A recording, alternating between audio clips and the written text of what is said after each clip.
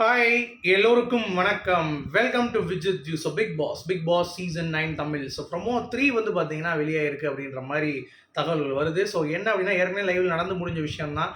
பிரவீன் ராஜுக்கும் நம்ம ரியானா அவர்களுக்கும் வந்து சண்டை அப்படிங்கிறது பார்க்க முடியுது. ஸோ ரொம்ப பயங்கரமான ஒரு எக்ஸ்பெக்டேஷன்ஸோட இந்த பிக் பாஸ் வந்து ஆரம்பிச்சிச்சு. ஆனால் ஆரம்பித்த வேகத்திலே வந்து பார்த்தீங்கன்னா டபால்னு பந்து வந்து கீழே போன மாதிரி கீழே விழுந்துருச்சு. அது எழும்பவே மாட்டேங்குது அப்படிங்கிறது ஒரு பக்கம் இருக்கட்டும். இன்னொரு பக்கம் கண்டென்ட் வந்து பிச்சு பிச்சு கொடுத்துட்ருக்காங்க. காலையிலேருந்து திவாகர் கொடுத்தாரு, அடுத்து பார்வதி கொடுத்தாங்க.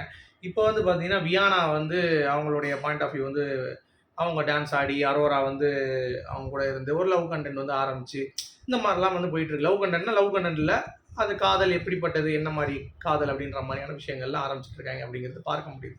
ஸோ ப்ரொமோ 3ல என்ன கண்டென்ட் பார்த்தீங்கன்னா, பியானா அவர்கள் வந்து அப்படியே தண்ணி கேட்கும் பொழுது அவர் வந்து தண்ணி கொடுக்காம துஷாருக்கு வந்து கொடுத்துட்டாரு. இவங்களுக்கு அது வந்து கிடைக்கல. உடனே வந்து கேட்குறப்ப மூஞ்ச திருப்பிக்கிறாரு.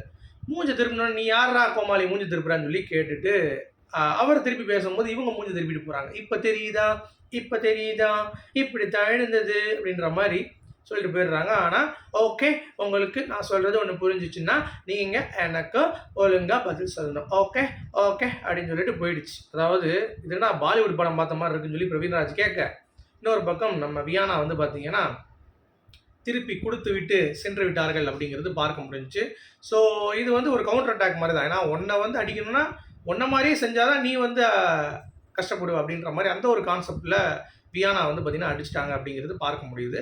ஸோ அந்த ஒரு காம்பினேஷன் அப்படிங்கிறது அதுக்கடுத்து அப்படியே வந்து நான் கூலாக தான் இருக்கேன், ஓகே ஓகே அப்படின்னு சொல்லிட்டு இப்போ டான்ஸ் ஆடுறதா இருக்கட்டும், பாட்டு பாடுறதா இருக்கட்டும், வியானா வந்து ஒரு வைப் வந்து கிரியேட் பண்ணிட்டு இருக்காங்க அப்படிங்கிறது பார்க்க முடியுது. இன்னொரு பக்கம் அரோரா வந்து சில நேரங்களில் ஓகே, சில நேரங்களில் வந்து பார்த்தீங்கன்னா கொஞ்சம் தப்பான பாயிண்ட் ஆஃப் வியூ. பார்வதி விஷயத்திலே வந்து ரூல்ஸ் அப்படிங்கிறத ஒழுங்காக கடைபிடிக்க மாட்டாங்க இந்த டீலக்ஸ் டீம், சூப்பர் டீலக்ஸ். அவங்க வந்து கொஞ்சம் ஸ்ட்ராங்காக எடுத்து பண்ணாங்கன்னா நல்லாயிருக்கும். சீசன் 7 நீங்கள் பார்த்துருப்பீங்க, மாயா பூர்ணிமாலாம் எந்த அளவுக்கு ரூல், ப்ரஷ் கூட கொடுக்கக்கூடாது அவங்களுக்கு அப்படின்ற மாதிரி, தண்ணி கொடுக்கக்கூடாது அப்படி இப்படின்னு சொல்லி பயங்கரமாக பண்ணானுங்க. அந்த மாதிரிலாம் ஒரு கன்றாவையும் இந்த ஹவுஸ்மேட்ஸ் வந்து பண்ண மாட்டாங்க அப்படிங்கிறதை பார்க்கும் பொழுது மிக மிக வேதனையாக இருக்கிறது அப்படிங்கிறது நம்மளால் வந்து பார்க்க முடியுது. ஏன்னா ஏதாவது கண்டென்ட் கொடுக்கலட்டா அப்படின்ற மாதிரி தான் இருக்குது. பிஜே பார்வதி காலைல கொஞ்சம் ட்ரை பண்ணாங்க, பட் 2 கண்டென்ட்டும் விளங்காமல் போயிடுச்சு. ஒன்று வந்து வினோத் கூட துண்டு என்ன மேலே படுது, ரொம்ப பண்ணாதீங்கன்னு சொல்லி அவங்கள போட்டு உரண்டு இழுத்துட்டு இருந்தாங்க. வினோத் வந்து அப்படியே ஓடிட்டான். இன்னொரு பக்கம் வந்து பார்த்தீங்கன்னா சுபிக்ஷா பிடிச்சி ஒரு ஏறினாங்க. சுபிக்ஷா வந்து அரோரா கிட்ட சொல்லியிருக்காங்க, இந்த மாதிரி பார்வதி அக்காட்ட போனாலே சண்டை வருதுன்னு. என்னன்னா, கண்ணு லென்ஸ் போட்டுருக்கீங்க, கண்ணாடி போட்டுன்னு தெரியலக்கா, இந்த இடத்துல வந்து கொஞ்சம் அழுக்கா இருக்குன்னு இருக்காங்க. அது வந்து கொஞ்சம் டோன் தப்பு தான், அது ஒத்துக்கணும். ஏன்னா இந்த பார்க்கலையா, நீங்கள் கண்ணாடி போட்டிருக்கீங்களா அப்படின்ற மாதிரி கேட்குறப்ப கண் பார்வை தெரியல, அதனால மிஸ் பண்ணிட்டேன்ற மாதிரி தான் கேட்குற மாதிரி இருக்குது. உடனே பார்வதி பிடிச்சி ஏறி விட்டுருச்சு. எப்படி நீ வந்து பேசலாம், எப்படி நீ வந்து பார்த்தனா பாயிண்ட் ஆஃப் வியூவில் நீ சொல்லலாம், நான் கண்ணாடி போட்டிருக்கேன், லென்ஸ் போட்டிருக்கேன், அதெல்லாம் பற்றி உனக்கு நான் பேச வேண்டிய அவசியமும் கிடையாது, ஒன்றும் கிடையாது அப்படின்ற மாதிரி பேசி விட்டு சும்மா தரன்னு பார்வதி வந்து பார்த்தீங்கன்னா பாயிண்ட் ஆஃப் வியூ வச்சு இழுத்து விட்டுருச்சு அப்படிங்கிறது பார்க்க முடியுது. ஸோ இதெல்லாம் ஒரு பக்கம் இருக்கட்டும். சரி, அப்போ உண்மையிலேயே பார்வதி வந்து பார்த்தீங்கன்னா கரெக்டாக இருக்காங்க அப்படின்னா சகுனி வேலையை ஆரம்பிச்சிட்டாங்க. ஸோ சகுனி வேலை அப்படிங்கிறப்ப இந்த வீட்டில் யார் யாரெல்லாம் அவங்களுக்கு எதிராக இருக்காங்க, சுபிக்ஷா அப்படி இருக்காங்க, ரம்யா இப்படி இருக்கா, 2 பேரும் பாம்புகள் அப்படின்ற மாதிரிலாம் பேச ஆரம்பிச்சிட்டாங்க பார்வதி. அது மட்டும் இல்லாமல் இந்த ஒரு சின்ன ஃபைட்டும் வந்துருச்சா. அடுத்து சரி, காதல் கண்டென்ட் ஏதாவது இருக்கா அப்படின்னு சொல்லியிருக்காங்க. அதை எப்படி ஓப்பன் பண்ணாமல் இருப்போம் அப்படின்னு சொல்லி துஷார், அரோரா, ரம்யா 3 பேர் பேசிகிட்டு இருக்கும்போது ரம்யா வந்து பார்த்தீங்கன்னா அவங்களுடைய கருத்துக்களே முன்வைக்கிறாங்க.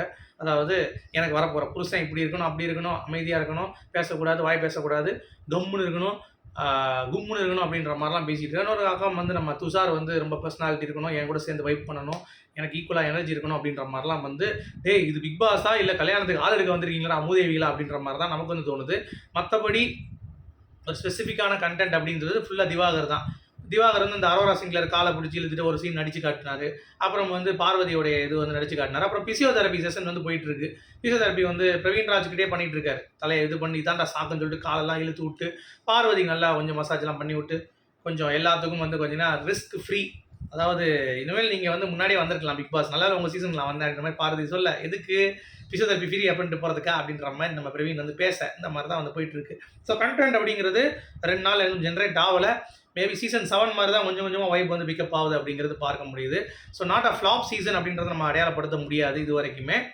வெயிட் பண்ணி தான் பார்க்கணும் எந்த லெவலுக்கு வந்து இருக்க போகுது அப்படிங்கிறது இந்த சீசன் பொறுத்த வரைக்கும். ஸோ ஓகே, ஸோ உங்களுடைய கருத்துக்கள் வரவேற்கப்படுகிறது. மீண்டும் அடுத்த சூப்பரான வீடியோவில் நான் வந்து உங்களை சந்திக்கிறேன். அது வரைக்கும் குட் பை.